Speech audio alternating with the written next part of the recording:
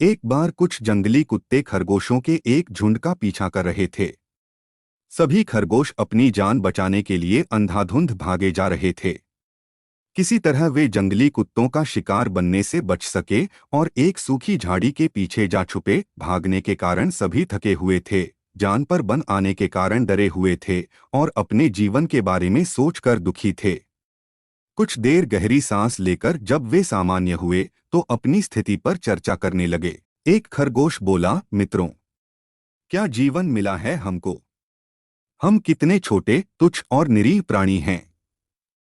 न हमारे पास हिरण के जैसे सींग है, न बिल्ली के जैसे तेज पंजे। शत्रु पीछे पड़ जाए तो भागने के सिवाय हमारे पास कोई चारा नहीं रहता। ईश्वर ने घोर अन्याय किया है हमारे साथ। संसार की सारी विपदा हमारे सिर डाल दी है। दूसरा खरगोश बोला, सच कहते हो मित्र। हर समय प्राणों का संकट मंडराता रहता है। ऐसे भयपूर्ण जीवन से मैं बड़ा दुखी हूँ।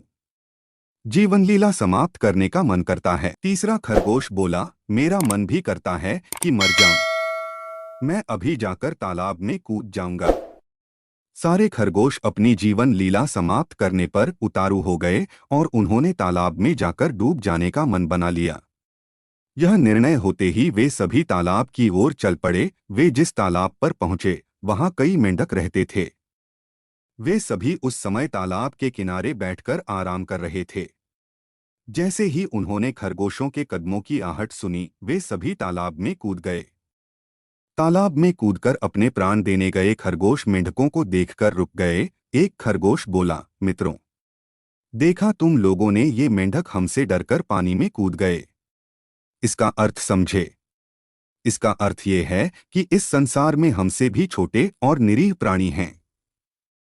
वे हमारा मुकाबला नहीं कर सकते, वे हमसे डरते हैं। लेकिन फिर भी वे अपना जीवन जी रहे हैं, तो हमें प्राण त्यागने की क्या आवश्यकता है? हमें निराश नहीं होना चाहिए।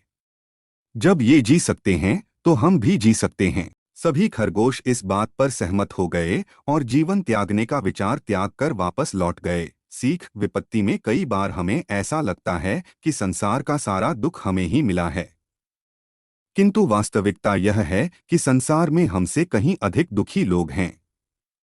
उनसे तुलना करें तो हम स्वयं को अच्छी दशा में ही पाएंगे। इसलिए जीवन से निराश न होकर हर विपत्ति का सामना कर जीवन जीना चाहिए।